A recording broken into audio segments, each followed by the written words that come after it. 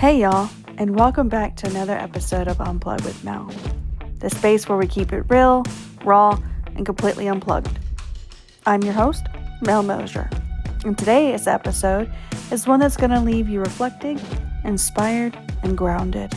I'm sitting down with Derek Black, business sales manager at Mission Flares and Combustion, and the visionary behind Coffee and Connections here in Midland, Texas.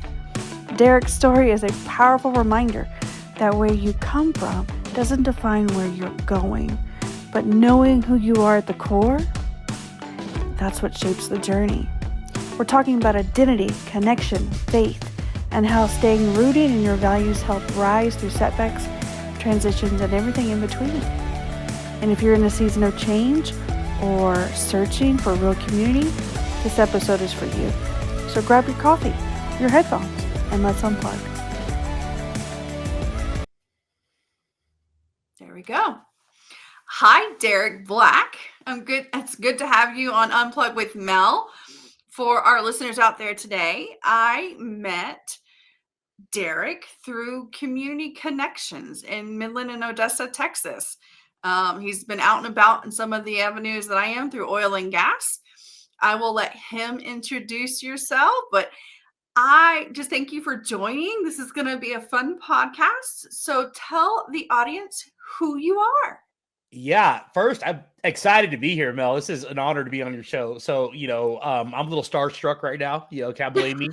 But no, my name is Derek. A little bit about me. I've been in Midland, Odessa, going on about 12 years now. I am a father, a husband, a brother, a son. I mean, pretty much across all labels. I have all the titles, so to speak, right? I have 4 beautiful children. I got 7 grandchildren. That's a fun fact. We might dig into that later, if we get in there. But from El Paso originally, and there's just so much to talk about. So yeah, see, I'm going to learn things about you that I don't know, because when we connect, we're really shaking hands and making more connections that we don't really hear people's background and story. So the first question on the podcast is the deep one. It helps us unpack a lot. Let's go. I'm ready. Through your journey, through your story, the setbacks to the comebacks, the struggles to the victories. Take us apart of your whole life here a little bit and give us where you want to start. It can go personal, it can go professional, but it's your story to tell. I love it. No, that's a great question and a great way to dive in head first. I grew up in El Paso on a farm. My parents would we'd go out to my grandfather's ranch in Sierra Blanca, and we had cattle. We did a lot of cattle ranching, a lot of rodeoing, and a little bit of cowboy blood running through my veins. As you can't really tell, but it's there. I am the oldest of 3 other brothers, so there's 4 of us, and we grew up in a really tight financial situation. My parents and my family weren't really blessed with a whole lot, but we knew how to love. We had that whole we stick to our guns and we stick together kind of attitude, and we made it work. I look back now and I realize, wow, as hard as it was, going through that time, I didn't realize it was even a hard time back then. We had a 2-bedroom house, Mel, and there was 6 of us. It was my parents and me and my 3 brothers, and we all shared a room. And we had 2 bunk beds in this room, right? And this is an older house. This is a rock wall house. My grandfather built it, came back from World War II, decided to buy some land, and got into the whole ranching and cattle business. So, he was work with his hands kind of man, and he ended up building the house himself. Really, really nice house, but it was small. Now, keep in mind, he built the house probably in the 60s, where, maybe back then these houses were probably big, but as we progress, they're smaller. But anyway, so the house, rock wall, concrete walls, it was really cool. No insulation at all. And again, you don't realize, how fortunate you are with insulation in your walls until you have it. And back then we didn't have it. So wintertime, I remember something, so detailed. When winter would come around, my dad he would put plastic coating on our windows to kind of, I guess, insulate the drafts that would come in. And I remember we would be, 8 blankets deep, like a mountain of blankets just underneath, just staying warm. And Mhm. it was hard, you know. Yeah. I see it now, and I didn't realize how hard it was. But back then, you know, it was just so cozy. It was comfortable. I loved it. You know, it was nice. And you know, kind of going through that and thinking how fortunate I am now and how far, you know, we've come. It's just it's to me it's motivation to always keep pushing for my best. You know, I I see things now, and everything I look at or everything I really dive into is a personal challenge. I think I always want. Well, I don't think I know. I always want to position myself to be better than I was yesterday. And as cliche as that sounds, I mean it. It's You know, simple. yeah, you know, I pondered on yesterday. I think about what I went through, what challenges. How can I be better today? And it's just a progress that you need to learn, right? But you know, continuing on my story, you know, made it through high school, and I was an athlete all my life. I played baseball. I started playing t-ball, I think, since I was like 6 years old. My dad, which he's my stepdad, but you know, he came into my life when I was around 5 or 6. My mom raised me by herself, so all my little Mhm. brothers were my stepbrothers growing up. And so I was just alone with my mom until I was about 5, and then she met my stepdad, and you know, my bigger family kind of emerged, right? But Mhm. you know, going through that time, it was just me and my mom, and I remember that. And it was hard to kind of, you know, pivot and get comfortable with another figure in the house. But again, I was 5, so I remember certain situations, you know, were difficult, but I trusted him, and he raised me well. He was an old fashioned kind of man, and I love that, you know. So I was raised right. I was raised tough, you know. Um, but you know, as I went older, I told you I got into baseball. My parents again didn't have much. I keep mentioning that it was hard to get to practice. You know, if I didn't commit myself to my bicycle and actually ride my own bicycle to practice every day, I would have never been on a baseball team. I would have never played Mhm. sports, and Yeah. that was no fault to my parents because it was hard for them to just maintain 3 little brothers and myself. You know, they were working all the time. My mom worked at Mhm. Walmart. You know, a simple job. My dad worked construction, you know, give you a little background, a little context. Yeah. And, you know, they had to put food on the table. So it was hard for me, Mel, because I would always have to go to practice. I would go to the games alone. You know, I would look up in the stands and my parents were never there, not because they didn't want to be, but just because they couldn't be. And I Mhm. didn't understand that back then. It hurt. It kind of affected me a little bit, to be quite honest. You know, a lot of my teammates would look up and their families would be there. And, you know, I missed that. I missed being able to look and, you know, have that there for me. And Well, I you think, wonder why they can't, but others can. And as a yeah, kid, you you don't know, understand that. you know, I felt it was a selfish kind of feeling, but I didn't know how to really kind of, you know, weigh my emotions back then. I was still, you know, an adolescent, you know.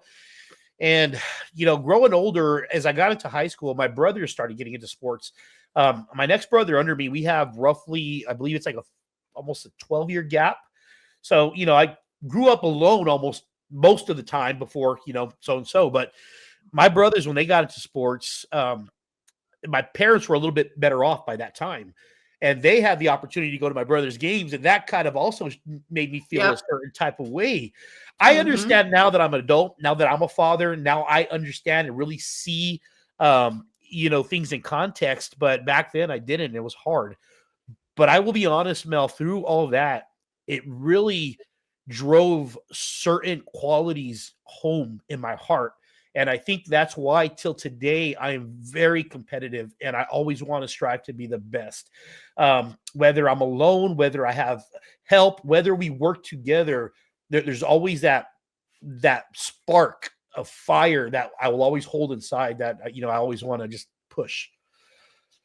A lot Well, there you to kinda unpack, answered but you yeah. you kinda answered a question too there in a way is like what Oh, kinda gets you through those moments of, you know, stress, doubt, yeah, worry.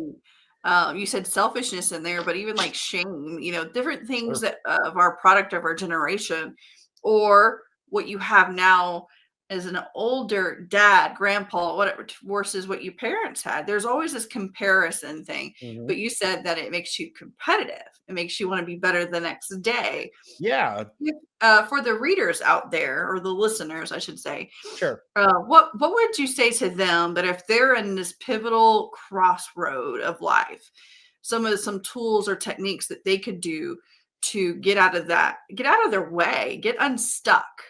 Yeah.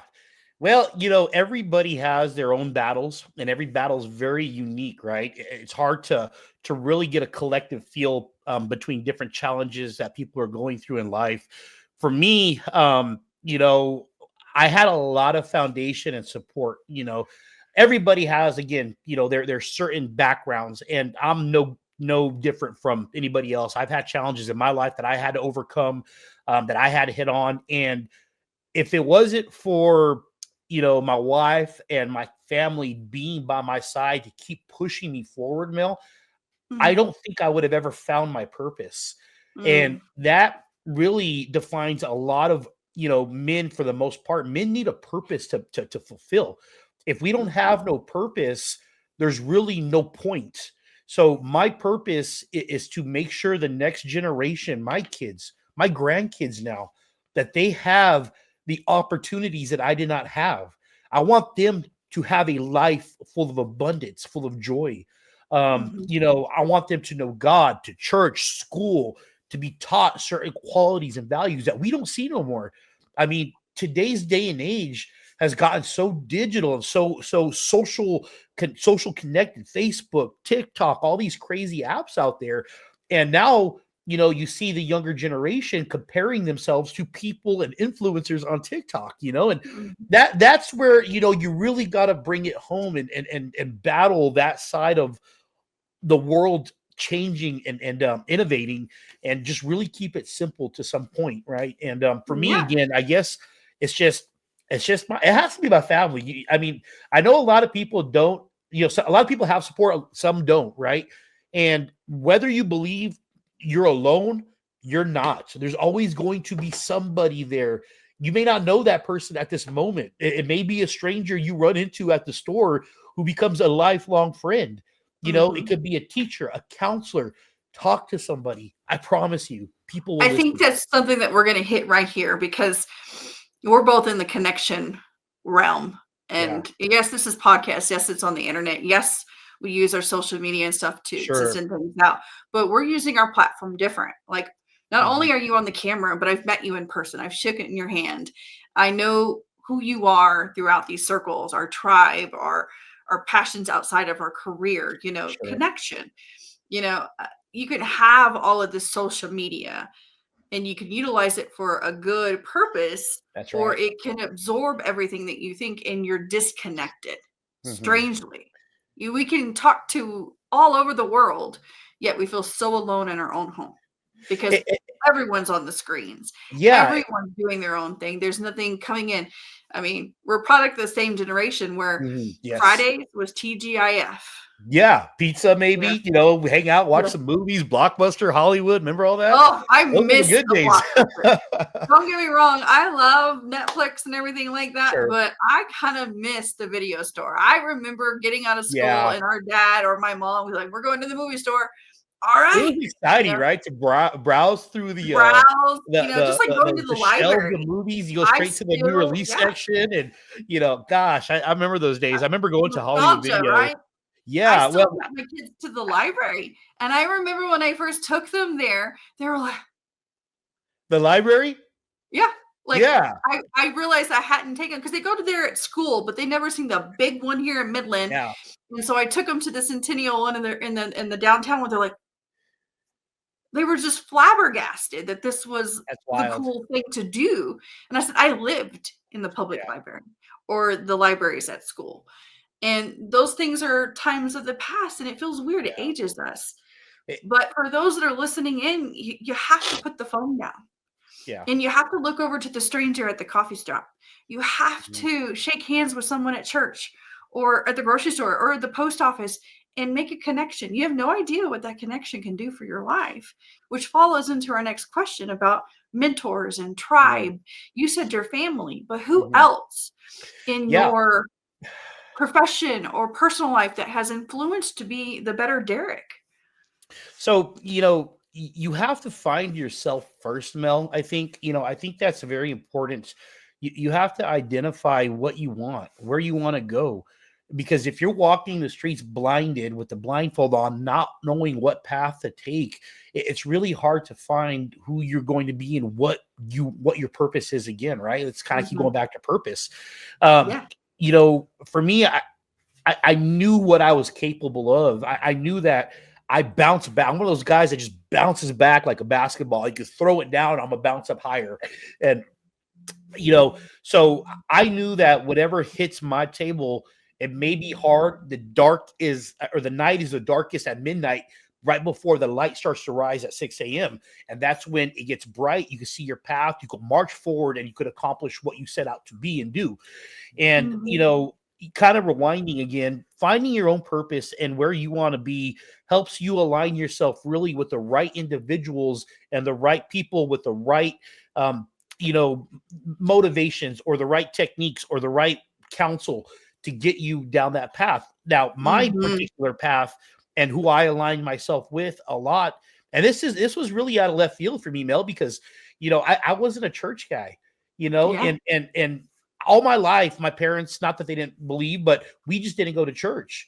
I always wondered, I meet a lot of kids growing up that went to church and did this Catholic school, Sunday school. And, I thought it was boring. I'm over here playing video games on the weekend. I thought I had the time of my life, but we're kids. Right. And for me, finding value in that and actually understanding certain, scriptures and having motivation to be better than yourself, that our life is purposed for more, and then pursuing that helped me find my alignment.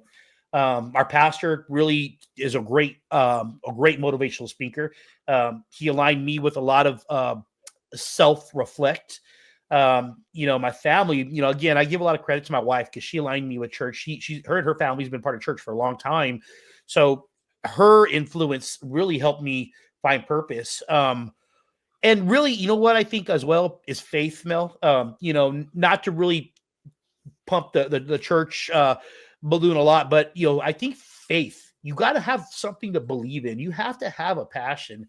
Faith is what's the definition of faith? It's to believe in something, knowing that you can't physically see it or touch it, but it's there, and you're going to pursue it. That's a driver. That's a huge driver. So, really, faith. I love it. I like to tell people that even if you don't have faith in a higher power, you have to have faith in the good of people. Yes. You nailed it. Always capable for more. And that is a big thing. And I want to touch on men, on boys and youth, to know that they are, capable of more than anyone tells them they are. Like it's an internal metric that you have to create within yourself going, I don't care what the teachers say about me. I don't care what my friends say about me. I don't care what strangers think of me or whatever. Deep down, I know from my core that I'm meant for more and that I'm capable to meet that.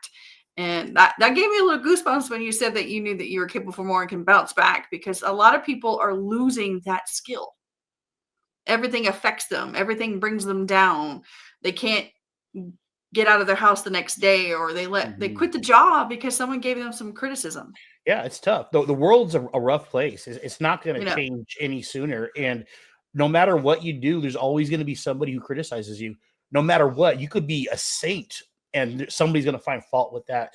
And unfortunately, that's the world we live in. And, it's just knowing who you are, your own self-awareness and understanding that, you are capable of more. You can do this. You got to believe in yourself, and it's possible. 100%. I realized early on, and it may have been the challenges that I faced as a youth, that I've always grasped attention. I don't understand why, but as I got older, I would do playful, silly things as a kid, just to see who would look around, jokes and whatnot. But as I got older, I realized I had, say it's a quality, say it's a trait, say, whatever you want to say it is, that I'm an extrovert, right? And how do you use that? Once you narrow in on your character, how do you better use it to serve the community, serve the people around you? And that's really where I'm funneling my energy. Well, I like that you said about personality. I'm an introvert. Did you know that? No, I would have never guessed, especially holding your own podcast. That's wild.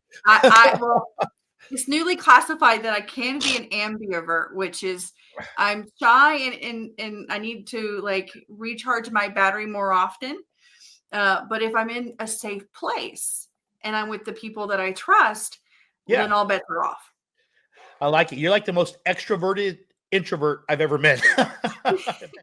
And I learned from someone You're like Derek easy to Black. talk to too, though. You just have that personality. Like I could just Yeah, jump in and we could sit on the right. sofa, have coffee, and just talk for hours. I just yeah, So in Coffee and Connection, this came out for LinkedIn, like out of the blue for me. Like all of a sudden I started seeing traction with it. I started yeah, getting tagged in it. And I was like, I love hey, coffee. yeah, Connection, not so much. That's the introvert in me coming out. But sure. I love that I saw that it was tagging into the nonprofit to get awareness Mhm. for that. So take me down the start of Coffee and Yeah. Connections and why you decided to create it. So what's interesting about why I chose coffee, there's a lot of networking groups that, and nothing wrong with it, people like to hang out, but they could do happy hours and after hour or after work socials and so forth, and there's just a lot of a lot there, right, already. So funny story, and since we're on the the positivity train here, Hmm. um, you know, before I would be able to connect with people, before I would be able to open up, what built that confidence in me? You'd never guess. I would have to meet somebody. Let's say I'm meeting a group or I'm going to do an event. I would have to meet somebody about an hour earlier. I would actually have a couple drinks to just to loosen up so I could get Oh yeah, confidence. Yeah, so this is coming. I say that for a reason because I'm gonna kind of come back to that. sure. So Coffee and Connection started in January, and I wanted to do something that was different. I wanted to do something around coffee, where we could talk in a zone or talk in a circle, and do it while everybody's happy, energetic, energized. Everybody's pushing their business and talking, and that was the surface of the idea. I have a pretty good sized network on LinkedIn. A lot of the people I have on LinkedIn, I know for the most part, but there's a lot of others that are merely acquaintance, right? So, what better way to utilize such a great platform than to bring people? And the Permian is just such a small city. Everybody Yeah. literally knows everybody here. It's wild. So, what not better way to use our platform to bring people together, to network? But what really started turning the gears for me is I wanted to be different. Here's that challenge again. Here's that self challenge for me that was just starting to click, click, click. I wanted to be different, and I wanted to be able to not just grow our network, but why not give back to the community and do it in such a way that is just so seamless, so easy, and so connected, right? I guess, so to speak. And January came along, and I kind of been pondering this for probably midsummer last year. And December, I finally built up the courage to say, you know what? We're going to do this in January. Let's just throw it out there, sink or Yep. swim, right? If it doesn't work, I gave it my best. I tried. And I was going to dive into a quote. I'll save that for later, though.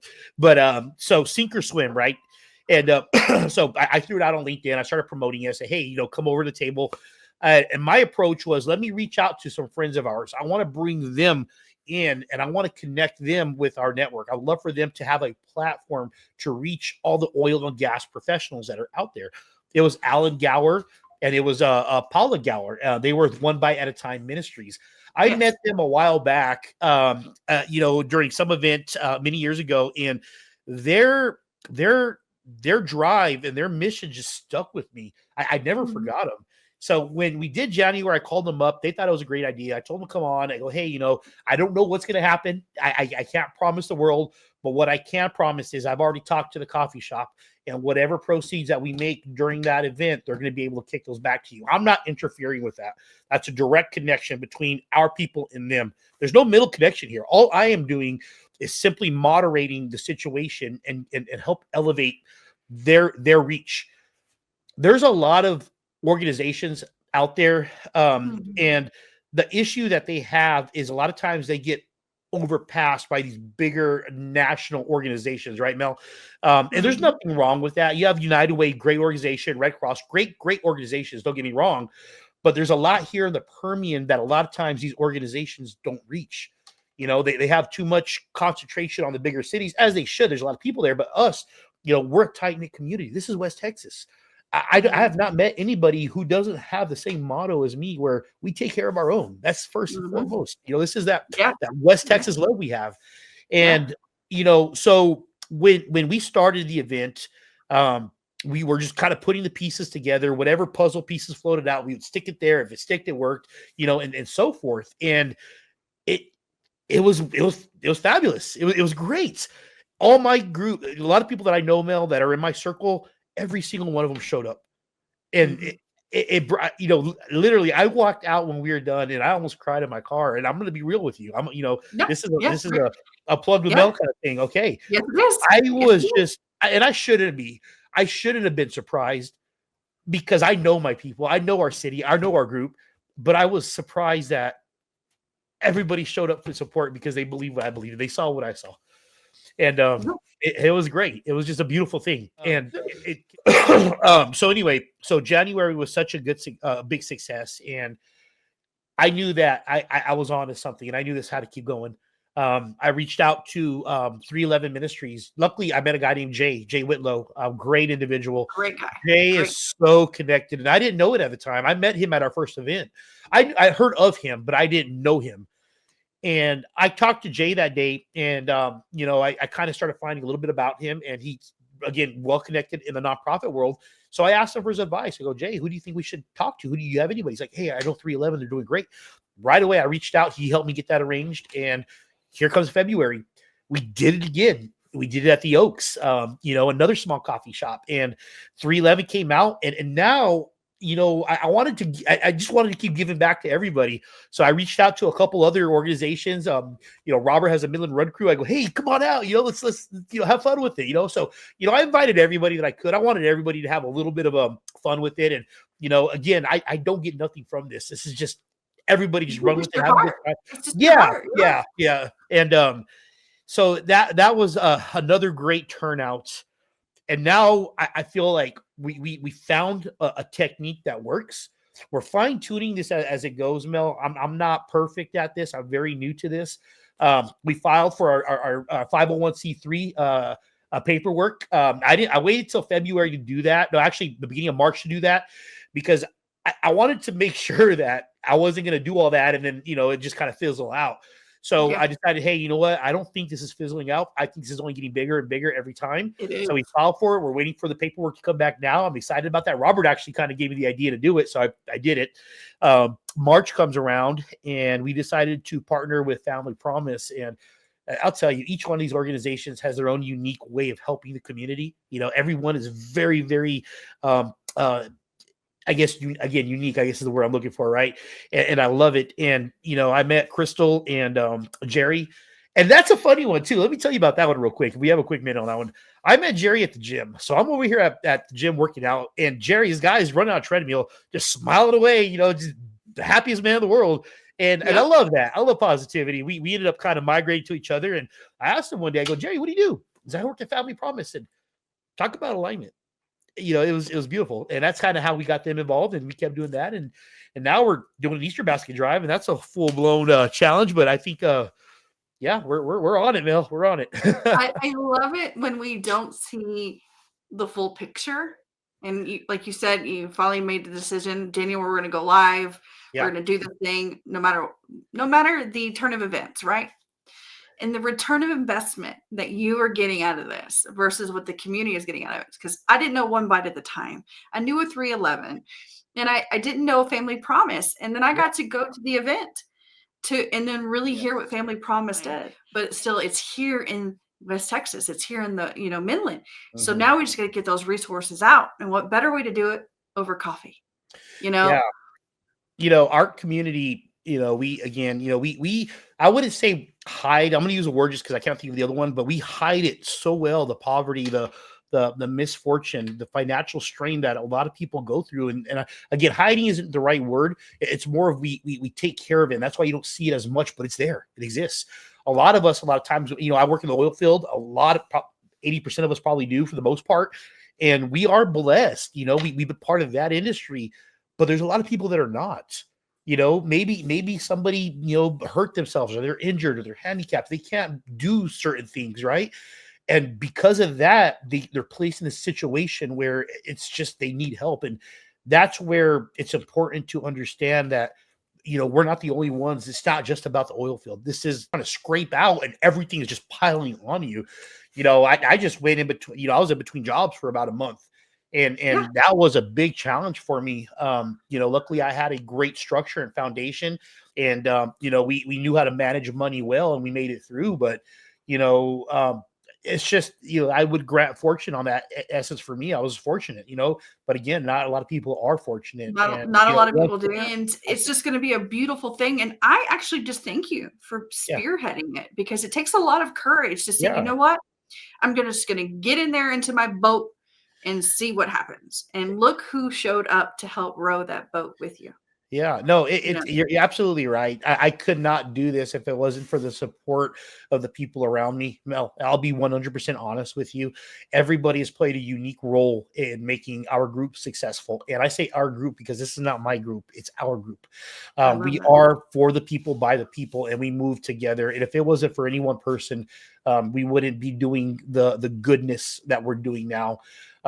Matter of fact, a little bit of a quick announcement on that. Jerry from Family Promise is now my VP. We've opened our board. As you know, when you get into a nonprofit or a 501, you have to have a board. Jerry's our VP. I got another gentleman named Kenneth is on there, a lady by the name of Judith. She's going to be our treasurer. So we're growing and we're making it work. There's a lot of great individuals in our community that are doing so good. I want to highlight, a gentleman, I'm going to be working with him really soon. His name's Luis Hinojos. Luis is a veteran. I love this guy to death. He takes sobriety seriously. He takes health seriously. He watches for his veterans. This guy does so much. And really, I'm very, I look up to this guy. Surprisingly, he probably doesn't know that, but he's just a really great character. Sounds like someone I need on my podcast. Derek. Yeah, check him out. I will let him know. No, absolutely, he would, and he will blow you away, Mel. I'm sure. He has some stories. But anyway, he runs and organizes. I believe it's with his brother. It's an organization called Mill to Civ.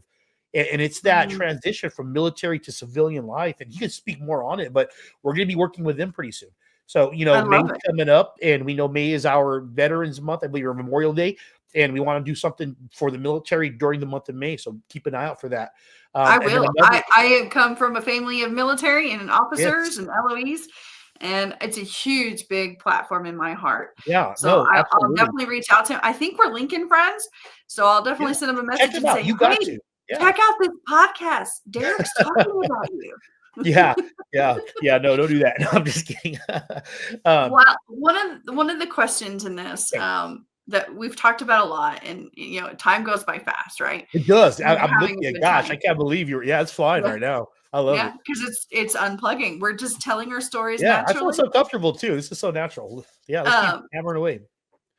Life, we talked about a lot of pivotal moments and what it takes to bounce back and stuff. But what do you do when you have that moment where okay, I need to unplug. I need to recharge. Some things are not in alignment. You just talked about a job shift.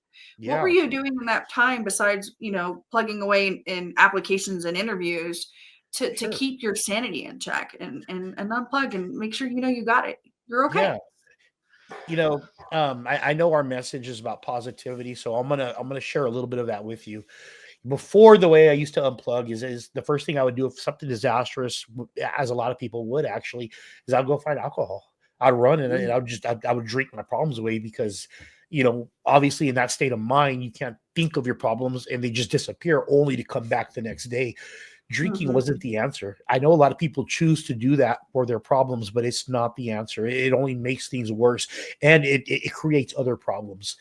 And I learned that. And now when I face my problems, the old me would have done this, but the new me now is I talk. You got to open up. You got to be able to talk. Venting on people, we're humans. We sometimes do that. And you got to, for me, I'll slip sometimes. I'll get upset, but I have to realize it. Or sometimes they'll, if I'm venting on somebody, I may not realize I'm venting unless they say something and I'm like, oh, wow, Derek, breathe, set back, recollect, walk away. Never let your emotions drive your actions, because too many people fall into a deeper situation when your emotions take control of a certain situation. This is where it's very important to step out, step aside, close your eyes, just breathe, have a little breathing session for maybe 5 minutes, pray, there's a lot of different methods. Come back and then try to face it with, substance, try to face it with, with quality. And that's where you start to really try to get back into the situation on the right note. That's what I do. I guess it helps. I love it. Well, also I heard in here that you do the gym. Oh yeah. Okay. Yeah, I do. Yep. Sometimes, every now and then. And so are you still in baseball? You're asking all the right questions. I love this. I'm telling you, the alignment is there. So, your viewers don't know this, neither do you, but that was a great question. So, okay, yes, I still do the gym, but recently about the baseball thing, I just signed up for softball for like the first time in like 15 years. I did not know that. I was not planning. I did not know that. Check this out. So it's through my church, and our games are, our team is through our church, but we play we play operators. It's a whole league, right? So it's starting up. So our games are on Tuesday and Thursday, and they told me about the league about 2 weeks ago. I forgot about it, and then they sent out a text, and I was like, oh, shoot, I better get on this. So 2 days ago, I jumped over to Academy. I bought a brand new bat, my backpack. I'm all decked out now, and I have this whole matching theme, which I hope it matches the team's colors, but we'll find out. But no, yeah, we're going right back into baseball, so we'll see how long that lasts. Hopefully so you've taken out drinking for your problems, and you're replacing them with applicable things that drive your heart better. Yeah, more connection with people. You said it perfectly earlier. You know what I'm doing? And this is really dead on, is I'm surrounding myself with people that I want to be like. And you said that earlier. It's so simple. Yes. Because we feel like we're a fraud in that circle because we're not them. But it's amazing when you put yourself in that right circle and you just be honest with them. Like, I kind of really want to be more like you. And they'll turn back around and going, I'm not perfect, but I've learned some very valuable lessons in life, and I'll be thankful. I'll be honored to share them with you. It's humbling. You turn into a sponge. Yeah. It's a humbling experience. We grew up in the generation of role models. We did. And, grandparents and parents and stuff. And so it's okay to have a friend that's a role model or a boss that's a mentor. It's okay. Sure. And so it really transformed my life when I started finding like people like Derek Black and Christian Lombardi and Jay Whitlow and all these I'm so other, nobody. I'm just trying to make it like everybody else. If I can do a little I have never seen you without a smile, and I don't smile enough. So if I just wanted to be more like Derek and smile more, I bet my life will change. Maybe my wife says I should smile more. Apparently I'm upset all the time. I don't know. Maybe it's a wife and husband thing. But Well, I think when you get in your zone, honestly, when I see you, you're out and about and you're in your zone, I never see you unhappy. Yeah. Like you're shaking hands and you're smiling and you got it. I like to take life on. I like to enjoy it as it comes. You only get one, you got to cherish moments as you get them. Any one of us could disappear anytime in our life. And what's the last thing people are going to remember you for? It's going to be that moment for the most part, and you just take life on with a smile, because you never know, a simple smile to somebody who's going through something so bad could change their whole perspective for that day. And you would never realize it, but it could change it for them. And that's what's important. That's amazing. So we're wrapping up here. And the last question of this podcast is what you were holding on to, is that quote that or whatever, my horrible French there or whatever, that gives people something to hold on to after this podcast. And they're like, you know what? I never heard it that way, but I can use it this week. What is it? So there's two of them. And, the first one has been said a lot of times. It is pretty popular, but it's a strong one. I believe it. Simple. It's you miss 100% of the shots you don't take. If you don't take the shot, you're going to miss it. Might as well just take your shot at whatever you're going after, whatever challenge it is, whatever you think you don't believe it could happen. Just take the shot. Look at where you are with Coffee Connections. Look where you are with your podcast. We took the shot, that's important. Never be afraid, because you're going to later on regret not being able to take the shot versus regretting failing and taking it.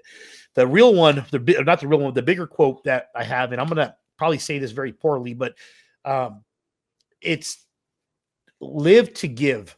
And what I mean by that is, a lot of us are hyper-focused on success. A lot of us are hyper-focused on work. A lot of us are hyper-focused on money. Now, there's nothing wrong with that. You know, those are good qualities. Those are good drives. Those are good motivations or motivators. But it's what you do with your time and the success that you've achieved that defines who you are. When we pass, we're not going to have nothing that we take with us. But you know what people are going to remember us by? By the actions that you took during the time that you're alive. What is it that what is that you're doing to give back? What is it that you're doing that people are going to remember you for? It's your legacy. That I was thinking of that word, legacy. yeah, Yes. you know, we many years ago we laid my father-in-law to rest, and as the preacher was giving his sermon, he mentioned that. And I never really held value to that whole motto, and when he said it, a light bulb went on my head, and I've never forgot it until this day. That really is the driving factor to a lot of the decisions and a lot of things that I'm doing today in my life. That's why Coffee Connections really came about. I want to be able to give more than I take, and it's important to me. Well, live to give can be things of live to give your time, live to give your love, live to give your hope, live to give your joy. There's so much it can do versus like live to give your money. That's not, I mean, 100%. great. Yes. If you're blessed and you can give, please do so. Yeah, I agree. But it's so much more than that. And it is simple. And I've learned along the way is a lot of these simple quotes that were done. The reason that they're simple is because we're hard-headed. It takes us a moment. 2 + 2 is 4, and whatever. Or a little bit like tough-hearted. We don't want to hear it the first time. And then it's because it's a manual that can be given out again and again and again. Yeah. Because we go through the same things that we're going through that our generations before us went through. Life wasn't easy for them. Life isn't easy for us. Did they always understand what we're going through? No. Did we understand what they were going through? See, no. Are you sure? Because my son would argue that he's going through the worst time in the world it's ever been through, and and to them they are. Yeah. To him, he is. Sure. Okay, let me ask you this question, Derek. Would you want to go back to junior high right now in this day? No. I have the nostalgia. There's nothing wrong with that. I shared something on LinkedIn not too long ago with it had all the fathers of all the great TV shows back in the 90s, all the sitcoms. And yes. God, it hit me. It's that nostalgia, right? But yes. As much as you would like to go back to revisit that and relive it, I would say no, because I now have something that brought me to today. I have beautiful grandchildren. I have a beautiful family. The mistakes that I've made, the struggles that I went through in life have brought me to where I'm at now, which is at peace, doing good, valued, humbled, and very fortunate. So I think our childhood did that for us, but my son's in a different category now, and I wouldn't want to go to junior high right now to this day. Oh no. Yeah. It's not the 80s and 90s junior high and high school. And so back then we didn't have phones and all that. We didn't have all this, all these gadgets. We talked to people, And it just, to me, like even right now, just a side chat here on this week, just some of the stuff he comes home with, I'm like, you know what? You did have a really rough day. Yeah. Okay. That's okay. Tomorrow can be better. It's because I think the kids, they're just so pressured to be somebody they're not. And they need to remember that what they have is what God gave them. And they have it. They just need to find it in them and believe in themselves. Yeah. They need to find their purpose and have good role models that influence them. Too much comparison is what it is. It is. And bullying and just bullying's horrible. Right. Absolutely. Bullying is horrible. I don't remember bullying so bad in my time frame, but it's every day for our kids. And that's where my heart is for my son right now. But I saw that picture you shared and I sat back for a second and I was like, wow, there's all my dads. There's all my dads who helped raise me, and I'm like, this is crazy. Why do I got goosebumps feeling so warm and fuzzy all of a sudden? But it's true. But those shows too, though, Mel, they taught values. These were the family values that you don't see a lot anymore.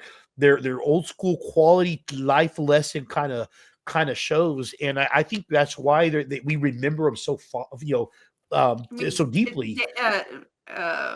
What was his name? Danny, right? Danny. Bob Saget was my dad. Oh, yeah.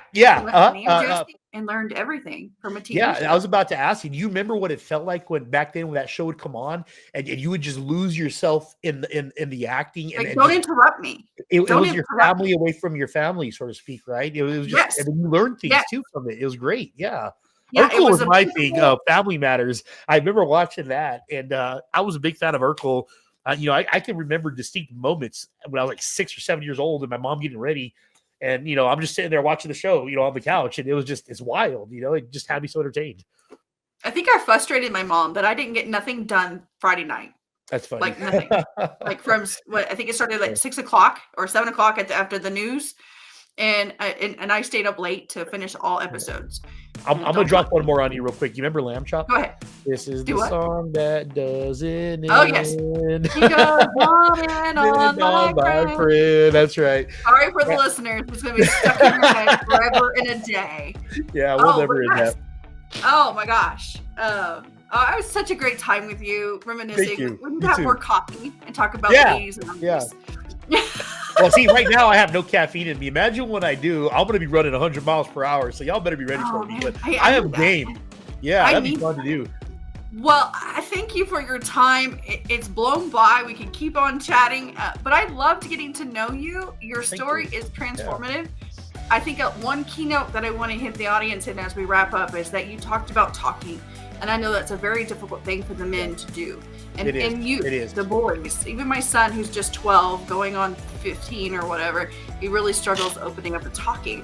But it is so needed to keep telling us for that generation, for men specifically, if you don't have anyone to talk to and you in the area or whatever, reach out to Derek Black on LinkedIn. Yes, I was just about You to know, say that. No, thank you. I Like, was going to say, do hey, that, because you stole the if words he's from my mouth. willing- Yeah, I if am. he's willing to open up and tell his story on Unplug with Mel, he's willing to sit down and listen to your story. And if you've got 100%. one person in your corner, your life can change. And Absolutely. I just And really my numbers thank you are for your- on TikTok, LinkedIn, or not TikTok, sorry, LinkedIn, Mel. I'm sure you'll share it, but don't Yes. shy. I am here. Utilize me. And we'll keep it private 100%, but I'm here to help if I can. I love that. I love your heart. I knew I could say that without even asking for permission. So thank you. Yeah, absolutely. Absolutely. No, you were kind of leading me into it, but I'm glad you ran with it first. So Yeah, well, it's because you just opened your heart to talk about some of the things, and I'm pretty sure there's more to it, especially in the days that you were going towards alcohol to what you've got now. And I'm pretty sure someone's listening. I'll have a story eventually that I'll tell that'll blow a lot of people away. But people can make it. People bounce back if you give it your all. Yes. You can And be talk whoever you about want to be. Yes. Yeah, I love it. Well, thank you for your time on Unplug with Mel. It is so good to get to know you, Derek, and I'll see you at the next Coffee and Connection. Mel, what a pleasure. Y'all have a great day. Thank you, ma'am. Have a good day. Bye.